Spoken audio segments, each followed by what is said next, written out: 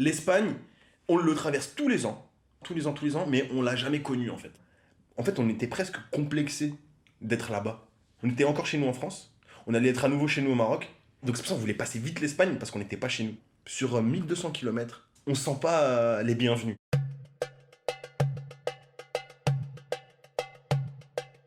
La route du Bled, un documentaire de Halima El Khattabi.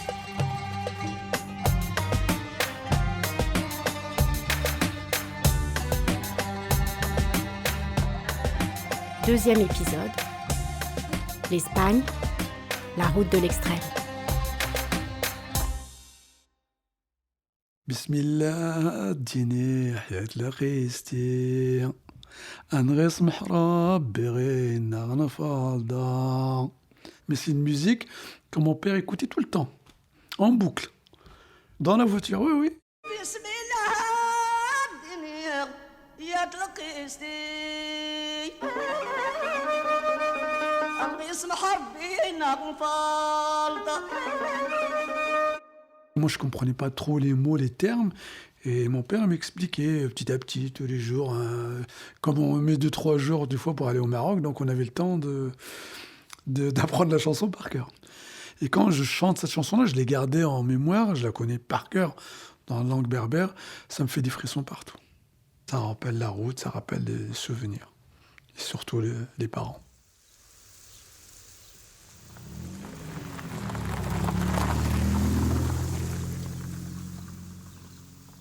Les Espagnols, ils étaient très, très, très durs. Il y avait beaucoup aussi de surveillance policière, beaucoup de motards sur les routes. Et ils arrêtent pour les contrôles, ils font des PV pour un rien. Ah oui, ils étaient très, très durs. Hein. En Espagne, on ne parlait pas un seul mot, et même les Espagnols, parce que c'est un peu dur. Hein. Et on se défend comme on peut. Agua, per favor, avec les gestes, avec les mains, on demande, on fait juste qu'on en veut le manger, et pas de cochon. Enfin, des trucs simples, quoi. Mais on arrive à se comprendre. Mais c'était des gens formidables, il leur manquait juste un peu de diplomatie pour communiquer avec avec des gens qui ne parlent pas leur langue, quoi. Vu qu'on apprenait l'espagnol à l'école, en fait, c'était le moment dans l'année où on pouvait tester nos connaissances. J'essayais beaucoup plus de parler avec les gens, j'essayais beaucoup plus de me tester, et j'étais investi d'une mission, en fait. J'étais le responsable de traverser de l'Espagne, et j'étais tout fier, en fait, de ça. C'est les premières fois où tu te sens utile. Surtout quand t'as 13 ans, tu te sens utile sur un projet pareil qu'est la route. Du coup, ça gonfle un peu ton ego, quoi. Et ouais, donc du coup, on faisait pas mal la traduction. Et dès qu'on a commencé à savoir lire les panneaux, là, ça a commencé à nous aider, ouais. Souvent, les Marocains, entre eux, ils s'arrêtent dans les stations, en l'air de repos. Et là, on a l'impression que c'est un petit marché de la Provence, mais espagnol-marocain. Ils détalent tout pas leur bagage, mais à manger, les tapis. Pour certains, ils font les prières entre les voitures. Certains dorment même à côté des voitures, d'autres dans la voiture. Vu que les Marocains, pour la plupart, sont musulmans, et que sur la route, il faut aussi prier, dans les aires d'autoroute espagnoles, ils s'y arrêtaient pour faire leurs ablutions, parce qu'ils avaient besoin d'un accès à l'eau courante. Et dans les ablutions, à la fin, on se lave les pieds. Donc du coup, dans les aires de repos espagnoles, dans les toilettes, tu avais des panneaux d'interdiction qui indiquaient qu'il ne fallait pas mettre les pieds dans le lavabo, il ne fallait pas faire ses ablutions dans les toilettes. Alors moi, je me souviens d'une époque où, en Espagne, on ne voulait pas nous servir. On s'arrêtait et ils ne voulaient pas nous servir, les gens. Tu vois, alors t'étais là, tu restais. Peut-être le daron, il veut un café, on était prêts à consommer, mais on était traités comme des pestiférés. Ouais, c'est ça. C'était un truc. C'est ça. Faut pas confondre le fait que on ait pu sentir à un moment le racisme de la part des Espagnols fut un temps. On n'était pas servi.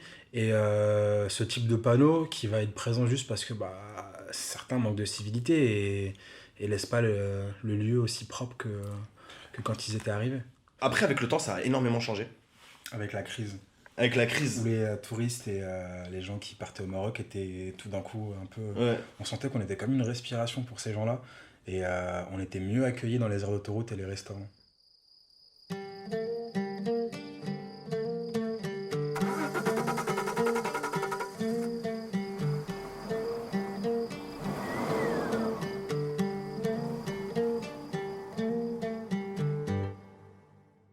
Les premières années, on se perdait énormément. On fait beaucoup de tours. Il y avait beaucoup de circulation. Les immigrés de la France, plus les immigrés de Belgique et Hollande et toute l'Europe, quoi. Il y avait beaucoup de semi-remorques, des grands camions en Espagne. Et c'est vrai qu'on a trop souffert pendant ces 3 et 4 jours. La chaleur à Cordoba et à Madrid et toute l'Espagne, c'était vraiment le grand four. En fait, il y a plusieurs écoles. Il y a ceux qui passent par Barcelone et ceux qui passent par San Sebastián. C'est là où on traverse la frontière. Nous, on a toujours pris San Sebastián. Et ensuite, on coupait l'Espagne, en fait, vraiment sur toute la longueur. Il y a un truc, c'est que les routes, c'est un capharnaüm. En fait, une fois qu'on arrive vers Madrid, il faut suivre une certaine route. Et en fait, les numéros de route, ils sont écrits en chiffres romains. En chiffres romains. Et il y avait donc les novices, les noobs, qui donnaient des conseils. Et mon grand-père disait, faut suivre la nationale Yves. Et la nationale Yves, en fait, c'était la nationale 4. Et en fait, parce que une fois arrivé à Madrid, les routes se croisent, en fait, et on sait jamais où partir. Nous, on sait juste qu'il faut qu'on aille à Algeciras. Mais sauf qu'à Madrid, il n'y a pas marqué Algeciras, on est encore au milieu de l'Espagne. Donc du coup, on ne connaît pas les petites villes qui sont dans le sud de Madrid. Et parfois, on se retrouve sur une autopista, on ne voulait pas, parce qu'on va devoir payer. Alors qu'en fait, on veut garder l'autovia. Et donc du coup, en fait, effectivement, ça a toujours été prendre la nationale Yves. Et à chaque fois, à Madrid, dans la voiture, c'est des embrouilles. Non mais c'est là, ouais, non. En fait, on est tous là, on est concentrés à Madrid et vraiment, c'est un bourbier. À l'époque, ils avaient une carte, quoi. Une carte, la carte Michelin avec le bibendum. Ils arrivaient à se souvenir à peu près de la route, mais ils s'arrêtaient pour reprendre la carte.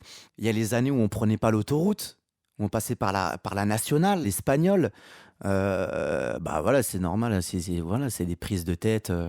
Le papa qui est pas content parce que la maman, elle a pas fait le bon copilote. Et voilà, aujourd'hui, c'est inimaginable de faire la roue avec une carte du pays. C'est un truc, ça, incroyable, je pense, pour les générations d'aujourd'hui. Le signal de savoir si on est perdu ou pas, c'est quand on voit plus aucun vacancier, en fait, aucune personne qui était sur la route comme nous, chargée. Et donc, plus on en voit, plus on est content, on se dit, on est sur le bon chemin. Une fois, c'était près de Granada et c'était la nuit.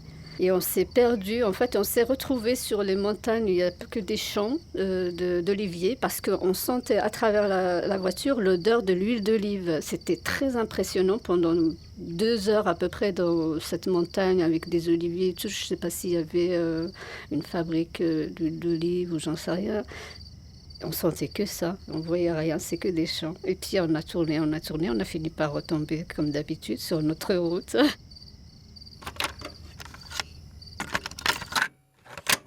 La musique, en fait, ça occupe une place particulière dans le voyage.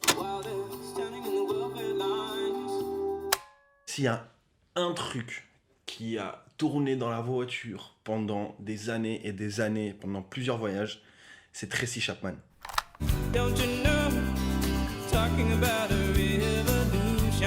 Le premier album de Tracy Chapman, c'est avec Talking About a Revolution. Ouais, qu'on a saigné. Ouais, on l'a écouté, réécouté. Il y a Fast Car aussi. Fast Car, ça, en plus, ça rentre parfaitement dans le thème de la route.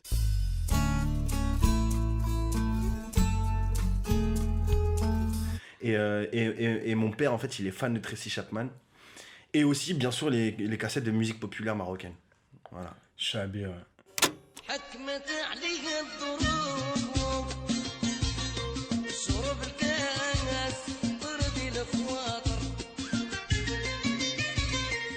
Et tu sais, dans la cassette Taxi, ouais. Donc il y avait quoi? Il y avait Asia. Asia, c'était Ginny Mac. Ginny Mac.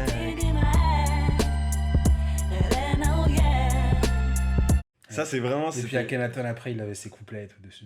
Attends, il y avait une chanson, elle m'avait marqué, où il parlait de ne rien faire. C'était quoi déjà? C'était dîner dans le calme et... Dans les yeux, te demander de rester là. Si tu veux rire et parler de tout et de rien avec tes frères, de rien chercher d'autres à faire que de passer du bon temps autrement. Pouvoir bloquer pour bosser si ça me prend, écoute. Il y avait aussi du rap non fréquentable, genre il y avait du gangsta rap, genre ça parlait de braquage. c'est ça. On écoutait ça dans la voiture. Et en boucle, hein. En boucle. Sans boucle, honte. Normal. Ouais. Le rap, moi, c'est une musique qui me... J'accroche pas. Mais quand vous êtes en voiture, en petit, confiné, vous êtes obligé de l'écouter, j'ai pris goût au rap. Grâce à Ilias. Donc, il m'a fait connaître Kerry James, Youssoupha, Abdel Malik et le groupe Ayam. Ayam. Et KR. Ouais, mais Ayam quand même, hein, c'est de notre génération. Et KR, ça c'est un copain Ilias qui joue du rap. Il joue du Mec, t'attends quoi pour me filer le respect que tu me dois? Je bouffe rien au resto quand il me reste aucune thune, je bois. Et moi, avant le voyage, je me suis dit, je vais aller à Virgin Megastore et je vais m'acheter des CD, des trucs que j'ai trop envie d'écouter. Et je vais aussi acheter des trucs que les parents vont kiffer. Et j'ai acheté Jacques Brel. Mais en fait, j'ai encore plus kiffé Jacques Brel que mes parents. Et à tel point que récemment, quand on a fait la route, je leur ai remis ça. Et les flamandes dansent sans frémir au dimanche sonnant. Les flamandes dansent sans frémir. Les flamandes, ça n'est pas frémissant. Je crois que ça donne ça. Si elles dansent, c'est parce qu'elles ont 20 ans. Et qu'à 20 ans, il faut se fiancer. Se fiancer pour pouvoir se marier. Se marier pour avoir des enfants. C'est ce que leur ont dit leurs parents. Le bedeau et même son éminence. L'archiprêtre qui prêche au couvent. Et c'est pour ça qu'elle danse. Ouais.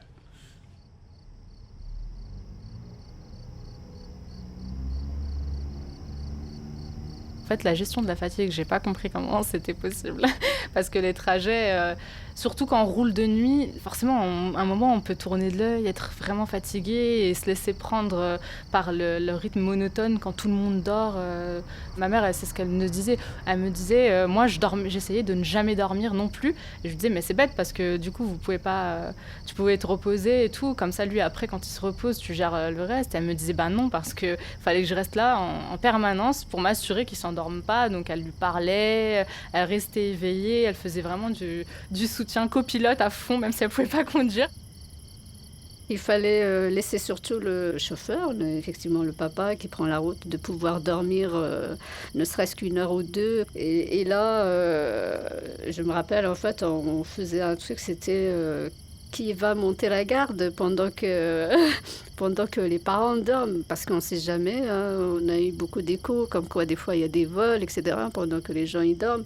Donc elle avait toujours peur qu'il arrive quelque chose, et pendant que nous on dormait, elle restait réveillée, à tourner autour de la voiture jusqu'à ce que... Voilà. Il a fallu qu'on attende 2018. Ouais. Et après 20, 25, en tout cas moi de mon point de vue, 20, 25 voyages pour vous, peut-être une soixantaine, j'en sais rien, pour s'arrêter dans une ville d'Espagne et visiter. Alors qu'on passe dans un pays magnifique. À chaque fois, l'argument, c'est quoi? Non, on a de la route. Le bateau, on veut arriver au bateau, non, on a peur d'attendre. Et résultat des courses, qu'est-ce qu'il y a? Le voyage, il est juste plus chiant. Et le truc, c'est que c'est un road trip où, en fait, on profite pas de la partie route. Il y avait aussi l'urgence de quitter l'Espagne parce qu'il y avait les faux barrages, il y avait les faux policiers, il y avait les faux gendarmes aussi. Tout le monde part avec son cash au Maroc, ou tout le monde part avec ses bijoux. Donc, du coup, ils savaient où chercher. Et souvent, les gens, ils se faisaient voler des gros butins en Espagne. Alors ça, c'est la grande légende. À chaque départ, à chaque fois, on nous dit « il faut faire attention aux faux flics ». Non, mais je dis pas que c'est faux. Ça doit arriver encore moins souvent qu'un accident, je veux dire. Mais en tout cas, nous, on l'a jamais vécu. Mais à chaque fois, dès qu'on nous parle d'Espagne et des risques intrinsèques à la route, on nous parle des faux flics. À tel point que ça a développé une sorte de paranoïa envers les flics espagnols. La grande légende des faux flics.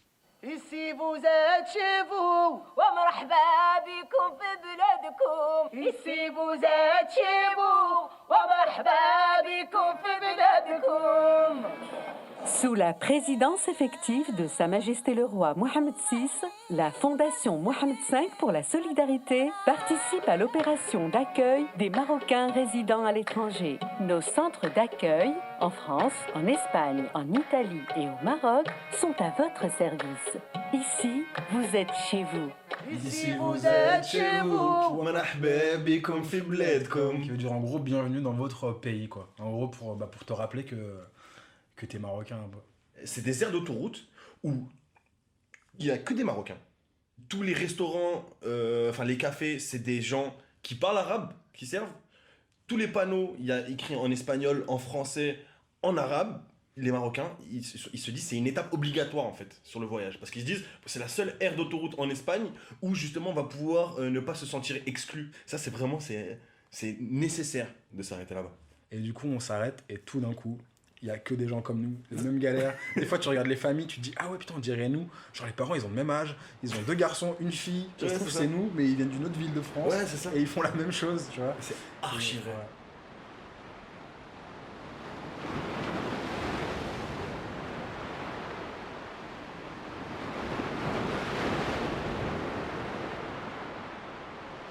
Les derniers kilomètres, en fait, on les compte. C'est vraiment ça y est, on est tout près, tout près. Et une fois qu'on arrive, c'est le grand soulagement. Ça y est, on est à côté du bateau. On n'a qu'une hâte, c'est d'être dans le bateau. Et ben, la plupart du temps, c'était pas ça qui se passait. L'attente du bateau, c'est la grande appréhension. On peut avoir énormément de chance et en fait arriver, passer direct. Comme parfois, en fait, on peut attendre 24 heures, quoi. Vraiment, c'est la grande inconnue. Arrivé à Gibraltar pour prendre le bateau, et là, une année, on nous a bloqués pendant 2 jours et demi. Comme des bêtes, ils nous ont enfermés dans un parking parce qu'il y avait tellement de monde que les ferries qui devaient faire la traversée n'avaient pas la capacité suffisante pour emmener tout le monde.